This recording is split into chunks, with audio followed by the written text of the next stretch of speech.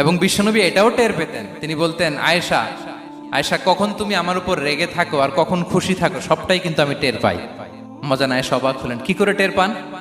বিশ্বনবী বলেন, যখন তুমি আমার উপর খুশি থাকো তখন দোয়ার সময় বলো লা ওয়া রব্বি মুহাম্মদ, তুমি বলো হে মুহাম্মদের রব আল্লাহ মদিনার উপর রহম করেন, আমাদেরকে ক্ষমা করেন, হে মুহাম্মদের রব আমাদের ক্ষমা করেন, এইভাবে দোয়া করো। আর যখন তুমি রেগে থাকো তখন আমার নামটা মুখ দিয়ে নিতে চাও না, তখন তুমি দোয়াতে বলো লা ওয়া রব্বি ইব্রাহিম, হে ইব্রাহিমের আল্লাহ, হে ইব্রাহিম নবীর খোদা আমাদের মাফ করো। তখন তুমি আমার নাম নাও না, কৌশলে আমার নামটা বাদ দাও।